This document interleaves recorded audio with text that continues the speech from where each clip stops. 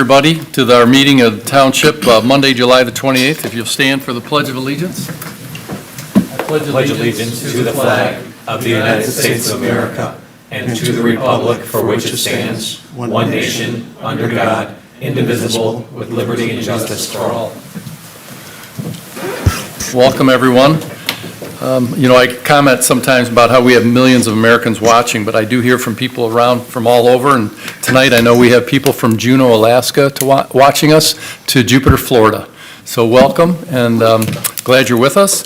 And so item number 1 on the agenda is public comment. If you're here to make a comment about any issue within the township, now's your chance. We ask to keep it within 3 minutes. And if you could come up to the podium on my right and your left, and welcome to hear your comments. We open it now for your convenience.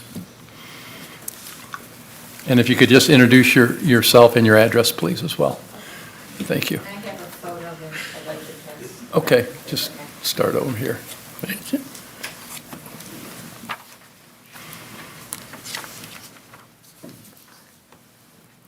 Hi, my name's Valerie Heyman-Sklar. I'm at 1563 Groton Road. I live in the township. I'm also graduated Andover in 1983. I moved here because of the beautiful nature, the natural setting of this community. I'm here tonight because we have to protect the trees and the pond in this township. What we have now isn't working. Damage is happening. The township needs ordinance and a meaningful penalty so homeowners and builders think twice before they rip out pond vegetation and clear-cut lots with so many mature trees with no regard to natural setting replacement. First, I want to thank the township officials who took the time to meet with us last week and listen to our concerns. The willingness to engage with residents is appreciated, and it is why I believe we can work together to protect what makes this place so special. We're not sure whether the problem lies with the ordinance themselves or in how the township enforces compliance. But either way, what we have today isn't working. We need a system that prevents environmental damage before it happens, not one that reacts too late to preserve the township's character and natural beauty. I live on a beautiful pond surrounded by gorgeous vegetation with mature native trees and plants of all kinds. That's why it's so jarring when across the pond from our home, a new neighbor recently clear-cut his property, every tree, every bit of natural shoreline vegetation, gone. The entire shoreline was stripped, no regard to erosion control, wildlife, or runoff. Any runoff will go directly into the pond, affecting not only the fish, the birds, frogs and turtles, but the water flow from our pond goes across Long Lake Road into the pond, to the lake over there. The impact doesn't stop on our property line. I understand there's a tree replanting plan for the property across the pond, but it's not meaningful. Permit recipients are expected to make every effort to preserve the unique character of the township natural features. Simply planting rows and rows of identical arborvitaes is not enough. That lot had tremendous variety of mature trees and natural shrubs. The look and function of the diverse landscaping should be restored through required minimum size replacement trees, appropriate vegetation, not minimized with a uniform hedge meant primarily for screening, which is also selfish and self-serving. The pond vegetation is also being replaced as they violated the 25-foot natural feature setback. It should be required to replace the natural mature plant, which are easily available. Mrs. Sklar, you're past the 3 minutes. Could you wrap it up in the next few 15 I'll seconds, maybe? switch to the last page then. Thank you. To that end, what is the actual consequences for violating the township ordinance? And why is a property owner allowed to continue uninterrupted while clear violations is only later redefined? Thank you, Mrs. Sklar.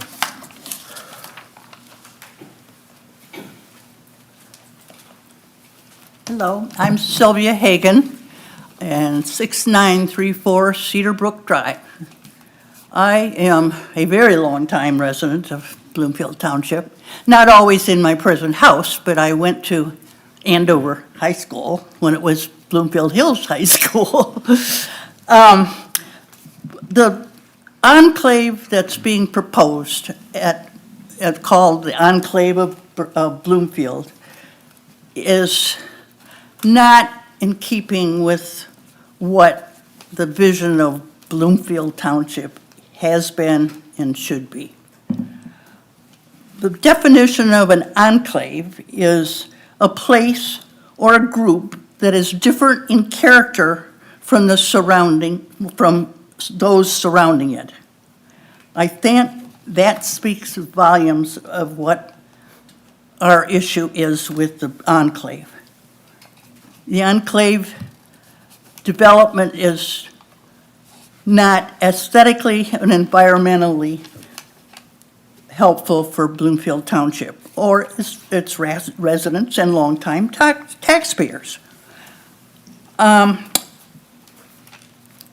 Just a minute here, I'm kind of... The issue with trees and clear cutting a whole bunch of trees is really serious. They were labeled by Robertson as low-quality trees.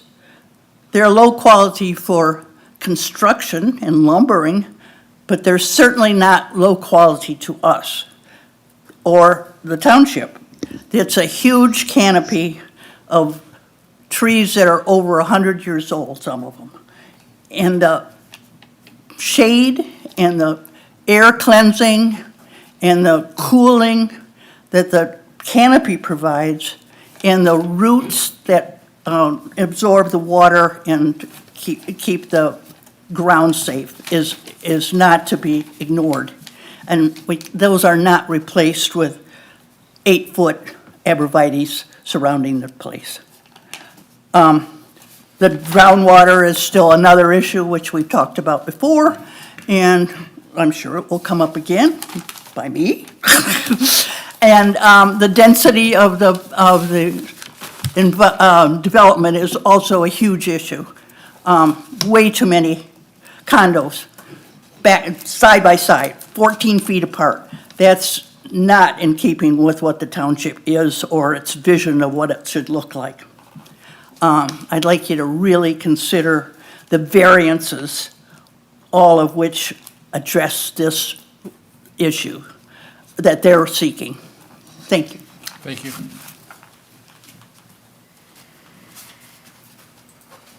Hi, Donald Elder, 7145 Glen Grove. Kind of follow up on something that Sylvia was saying, and a couple other things. I think I can do it in 2 minutes here. There was a statement made by Robertson at the Planning Commission that said the development will serve as a noise barrier to Telegraph Road. There's over 500 trees in there. Some of them are over 100 feet tall. They're going to take them all out and put a 5-foot berm in. That's a non-starter for us. We talked about it a little at the Planning Commission. They said maybe we should look at Bloomfield Chase and see the berm size there. I did go up there and look, and it's unscientific, but I think it's about 20 feet tall. That may be something for consideration. The second point is something that was said by Robertson was that their development is lower than our elevations. This is their slide from their presentation. Glen Grove is lower by about 7 feet. When you take out 500 trees, we lose the root system, we lose the canopy. We're putting concrete roads, we're putting in concrete driveways, sidewalks, roof systems, downspouts. That water is coming our way. Glen Grove has a big drainage problem. This is not a solution. This is not a solution for it. It's only going to make it worse. Just wanted to point out those two things. Thank you. Okay, thank you, Mr. Elder. Hi. I'm Marcy Deschner, 6924 Cedar Brook. I just had some questions and comments after attending the July 7th Planning Commission meeting that I wanted to bring up. Again, I've mentioned before when I spoke on the meeting dates being scheduled before and after holidays for these types of meetings for the Robertson Homes development in Birmingham Farms. Again, we received a flyer for the meeting on the 4th, on Thursday. of last week, and that meeting is this upcoming Monday. Our neighbors across the street did not receive notice again, and even on the document, it shows who supposedly got the notice, and it's not adding up again, so we're trying to send out notice to people so everyone is informed and aware when to meet. And it's hard when you get only a week to do this. So we would like to bring that up as a concern and issue, and this needs to be fixed somehow. Maybe it's longer notice, or these are the dates, this is how it works, I don't know. And moving forward, in that meeting, the question came up in different times, how many variances are there with this Robertson Home Development proposal? And we don't know.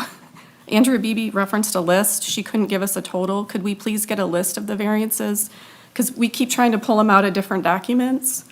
If we could please have that to know what we're actually dealing with, because I believe it's 10 to 20, I'm guessing, but it seems like it's a lot. Just the setbacks, the front yard, the backyard, the tree variances and so forth, variances for the property, different lines and so forth. That would be extremely helpful. And also, what percentage of the property is actually wetlands? On the map that just came, it's really hard to tell. It's much larger than I think any of us realized.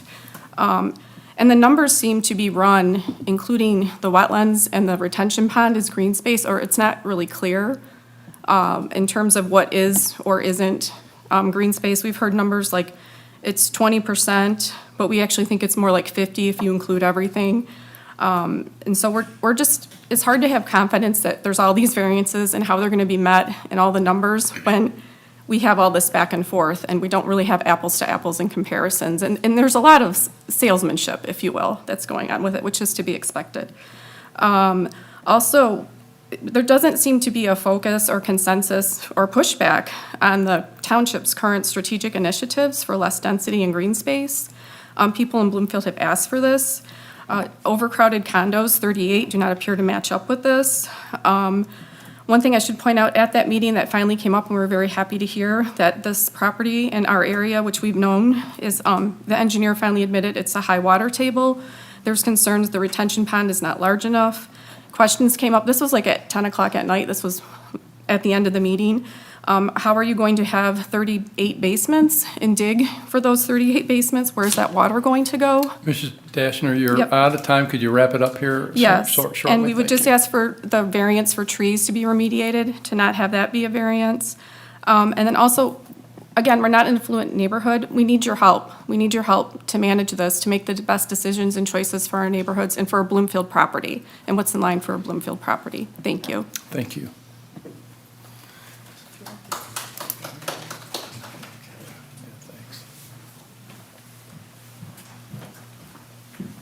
Hello, Chris Gagnon, 6529 Cathedral Drive. I am speaking today in opposition to the Robertson development. It has been made clear by members of our community and also acknowledged by certain township officials in the past meetings that the plan does not appear to fit within the master plan. We have spoken at length about our concerns as residents, and I want to add a few topics to the discussion which have not been the focus to date necessarily. Firstly, it was acknowledged during the design review meeting that this project would take 4 to 5 years from the start of the development to finalize. 4 to 5 years is not an acceptable period of time to commit to having construction finalized. In fact, it is so long that if the project continues for just one more day beyond Robertson's 4 to 5 year projection, the township would have to consider the property to be abandoned according to township code. Now, a big contributor to this estimated timeline is the sheer number of units that is being considered and the fact that they are being built as purchased. We have all made it clear that this proposal is too dense, and this just puts it into a time perspective for everyone. I would also ask the committee to consider how we got to this point in the first place. The cluster option proposed by Robertson, by definition in the code, is to be utilized only when a normal subdivision approach would be too restrictive. That's quote-unquote restrictive. So I'll ask you to consider, what is it about this lot and this development that makes it truly restrictive? Economic feasibility is not a legitimate reason, so they've got to come up with something better than that. Our community looks forward to continuing our arguments against the proposal at future meetings. Thank you for your time. Thank you.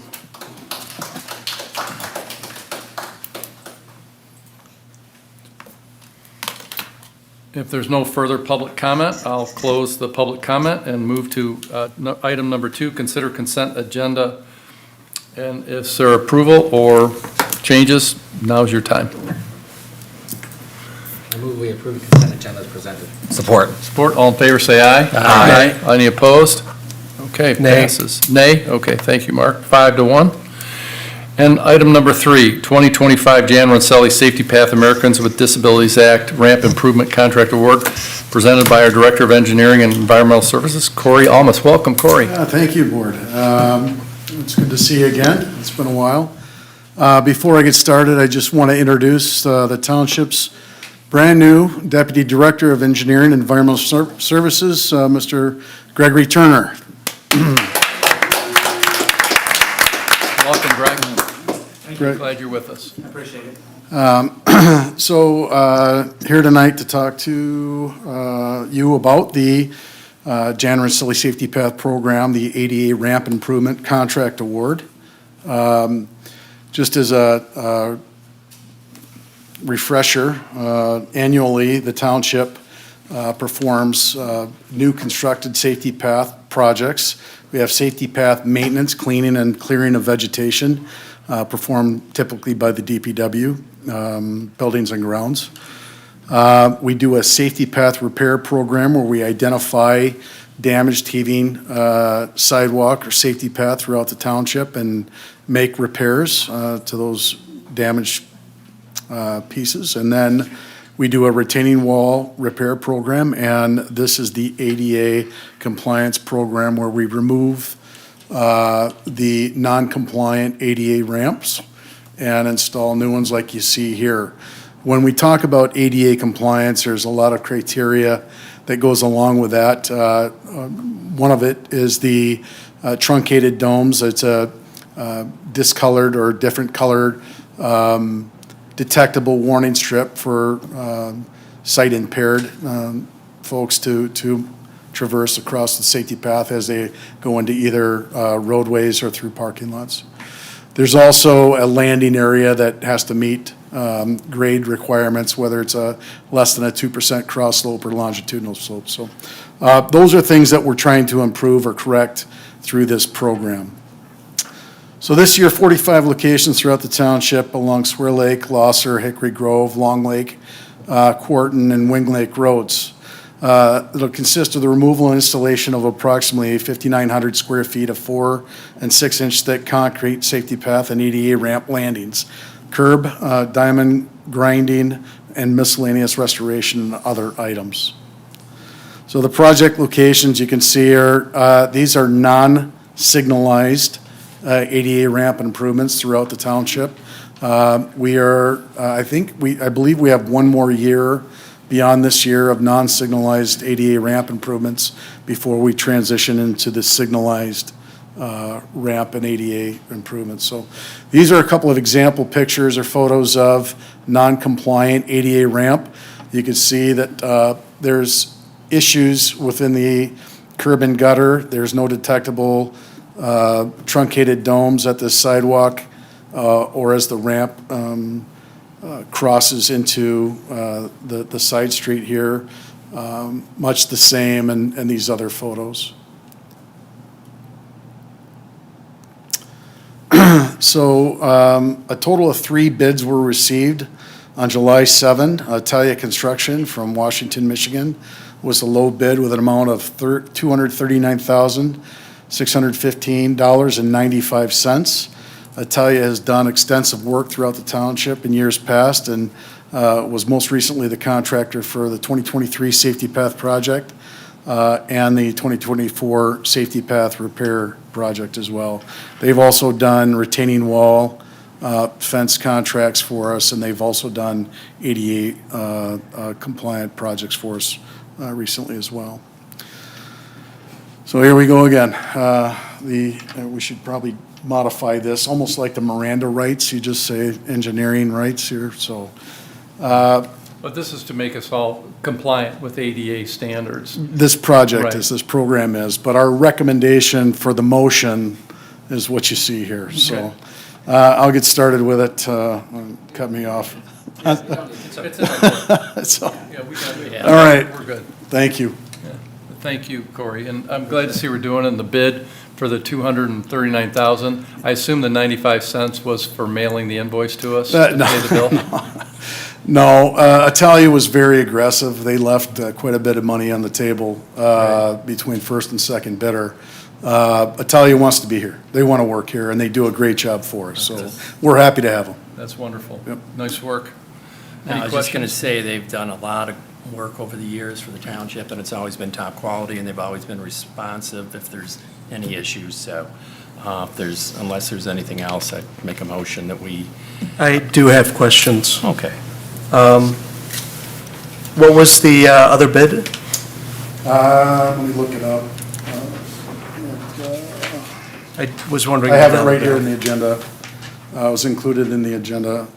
So Italia's, the second bidder was Audia Concrete at $356,972. Significantly more. Yep, yep. And the next question I have is, on the previous two projects, did they go over what was allotted? They did, Mark, but that was because there were modifications by the engineers that were discovered in the field. So it's nothing that Italia came to the township for an extra or extra compensation, but because there was added work to the contract, there were township for applying for the Transportation Alternatives Program, the TAP grant, which we did. The project itself was to propose for a 1.4-mile safety path on Telegraph Road from Mall Drive to Golf Drive. It'd be the northbound side of Telegraph. Bloomfield Township was awarded the TAP grant on May 8th. We did not accept or have not yet accepted that grant.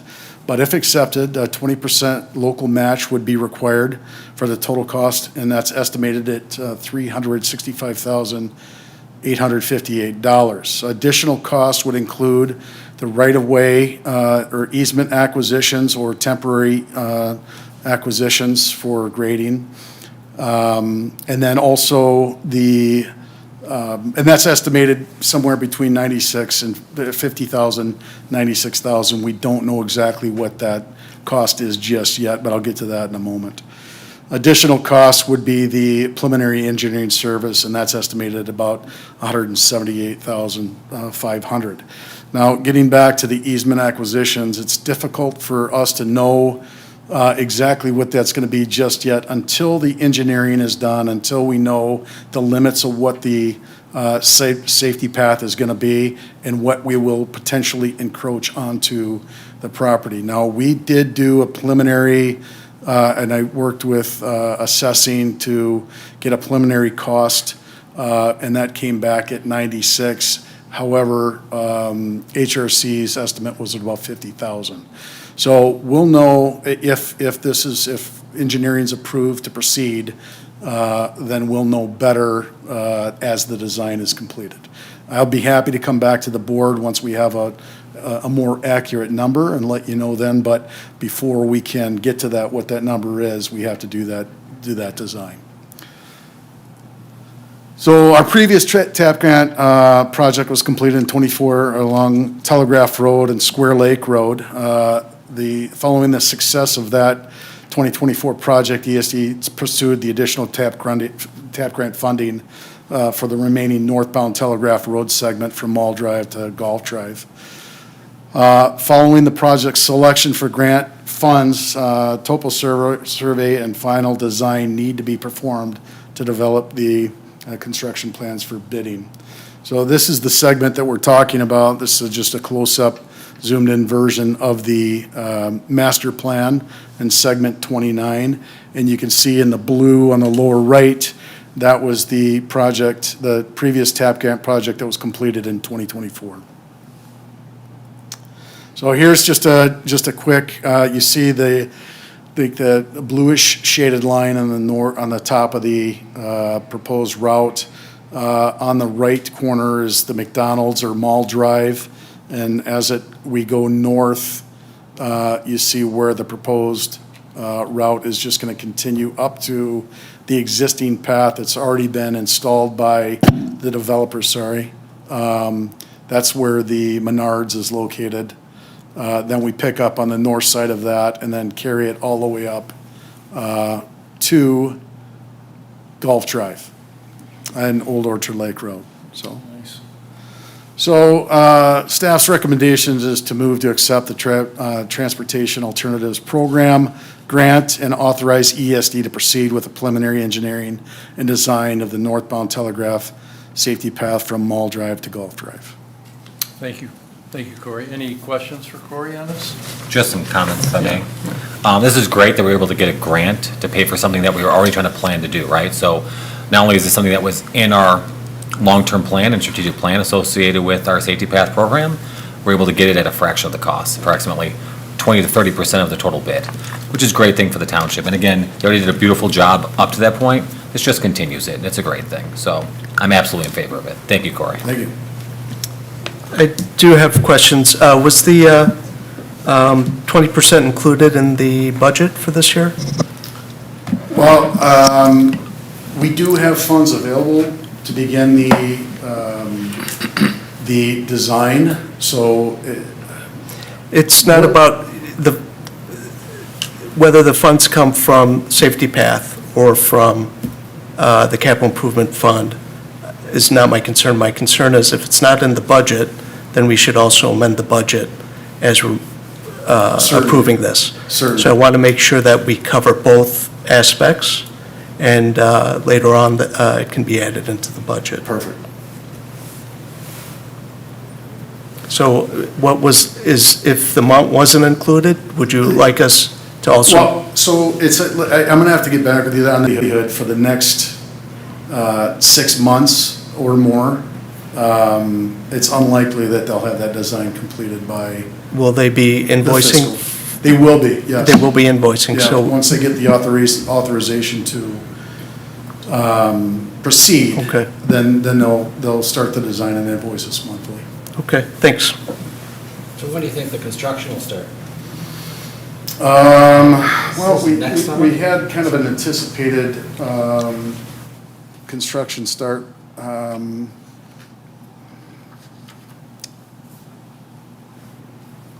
The design would commence after July of 2025, bid by MDOT approximately November of 2026. Estimated construction start date will be April of 2027. That's next year's budget. Correct. Right. And you've got in the budget this year for the engineering. It'd be which will occur this year. fiscal 28 for construction. Right, and then in the budget this year, you indicated is the engineering portion The- will be paid for this year. Correct. This year. And likely into next year, next fiscal. Okay. So this year's fiscal budget doesn't need an amendment because what you're anticipating to spend is the engineering costs. Correct. And all we're being asked to do is approve acceptance of the TAP grant, and the spending portion will be coming in a future budget year. Correct. I'm- Well, the design piece will be in this fiscal. But was The it, con- budgeted. Which is budgeted. okay, The construction piece will have to be included in the next fiscal. which is fine. Okay. We haven't touched next year yet. Correct. Yeah. Yeah. I just wanted to make sure the design portion was covered. Yes. Okay. Okay, any other questions? With that, I would love to make a motion that we accept the TAP grant and allocate the engineering funds as appropriated to EDS. Support. Support. All in favor, say aye. Aye. Any opposed? All right, 6-0. Thank you. Thank you. Thank you, Corey. All right, item number 5, adopt changes to the 401A defined contribution retirement plan. Michael Schostak couldn't make it tonight. His plane was late into town. He's probably landing as we talk, but it was those storms that came in that they shut down the airport and he got diverted to Buffalo. And so he just sent me a text that he just is arriving. So if there's questions and you'd like to postpone it till he's here, we can delay it. If there's not, or we can try and answer some of them ourselves for a while. It's up to the board of whatever you'd like to move forward with. But it's a pretty simple program. What they're doing is allowing employees to take their 401K and invest in an annuity. some or all of it, it's up to them. The presidents of the unions have accepted this as a good practice that they'd like to do. And it's just up to the Board of Trustees to approve it to move forward, or we can discuss it and we can vote on it at another meeting. We've had some discussion about this in the past. I know Michael's discussed this, so I'm fine with it. I think it's a good option for the employees. Yeah, I agree. I mean, this is something that's come up. We're adding an option to the employee's self-defined and self-directed 401A plan, which allows individuals to choose an annuity-type payout. It's a great tool for attracting and retaining employees, and the memo is really self-explanatory as to the option and how it's going to be handled. So I support it as presented and prepared to move ahead. Yeah. Chris?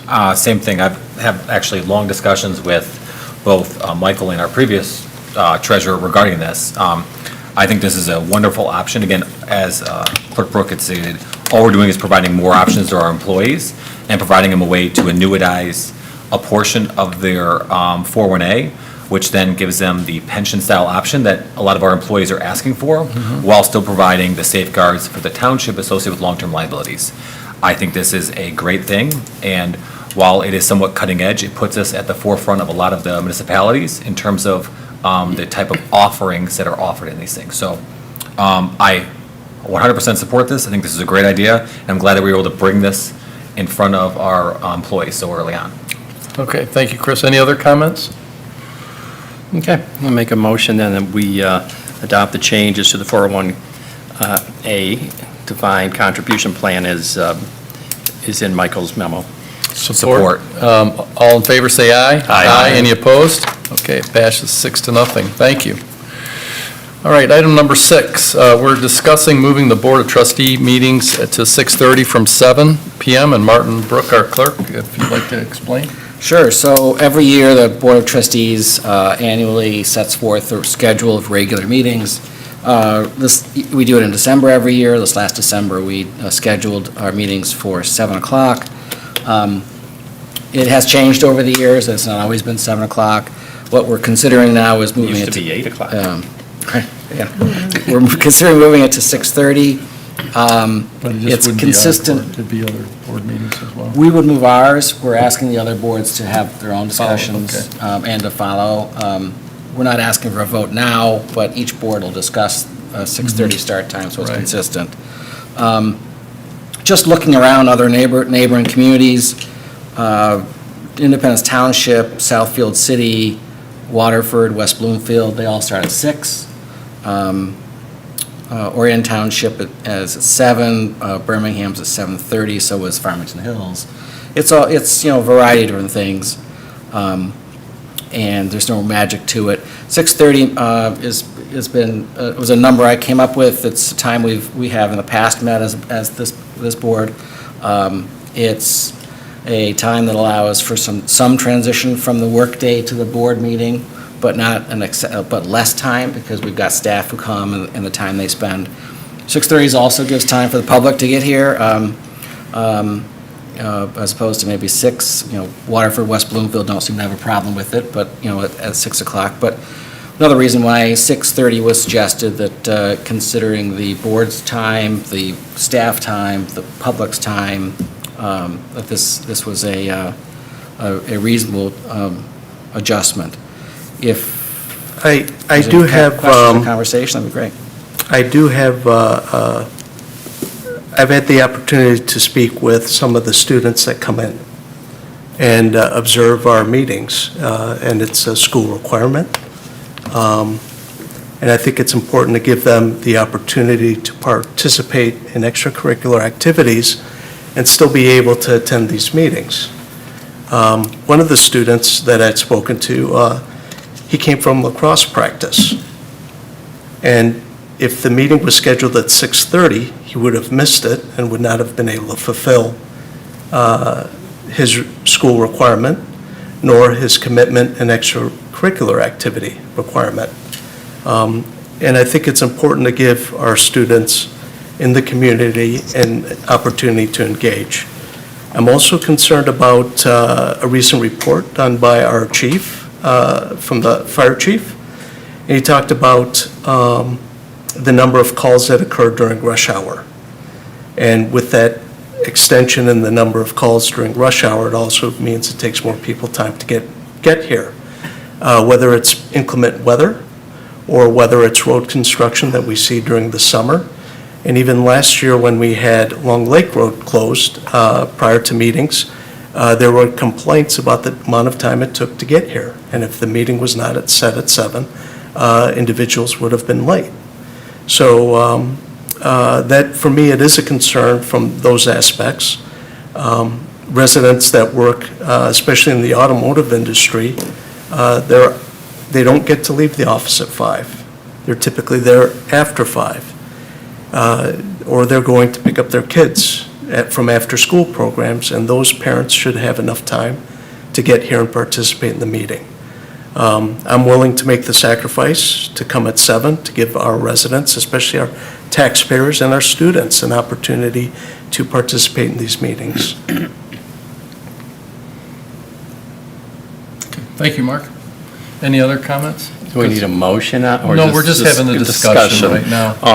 I know I've discussed this with Planning Commission members, and they're certainly in agreement that 6:30 would be more of a desirable time. Some of these meetings are getting longer and longer besides. In addition to that, it's certainly beneficial to possibly as cost saving for any of our staff who have to do time and a half or double, extra time to attend the meetings. So this way they don't have to wait around as long.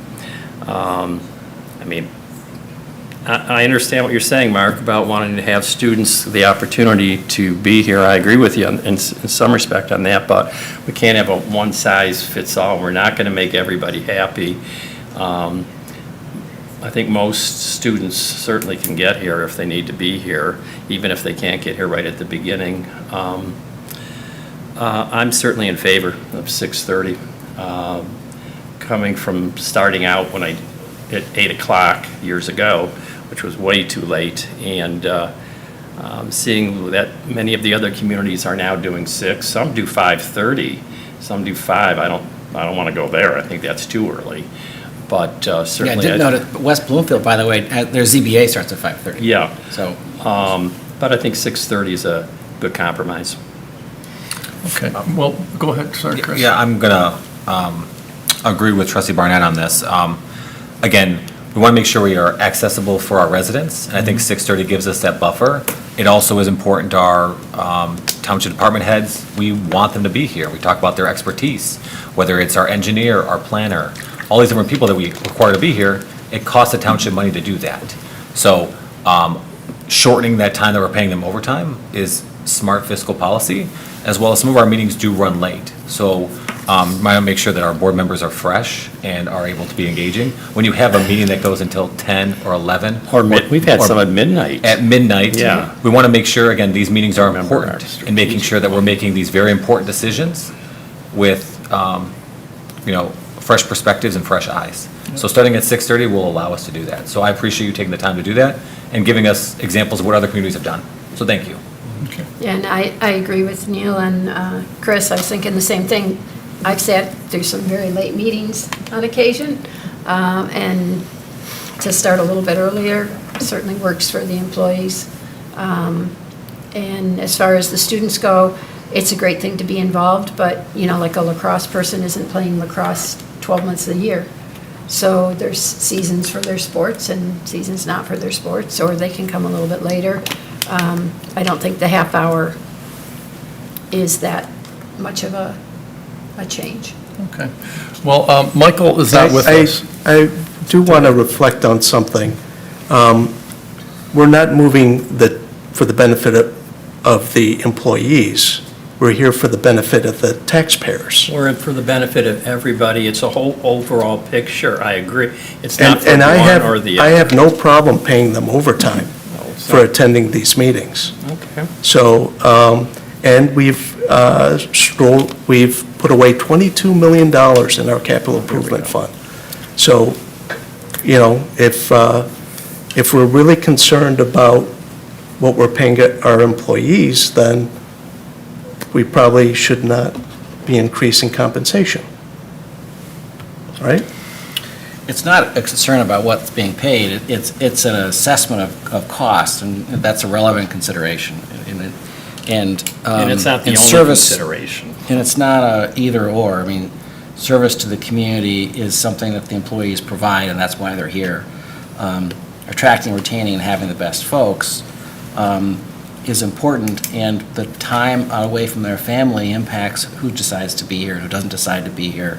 Well, it's And also. 6:30, there are occasional students who come. There are also lots of meetings that they can come to accomplish their requirements. In the 4 years I've sat here, it's a very rare occasion that we have students. So I wouldn't let that drive the bus. We have a student but here the with us staff- today. Okay. Yeah, that's great. Welcome. And, absolutely.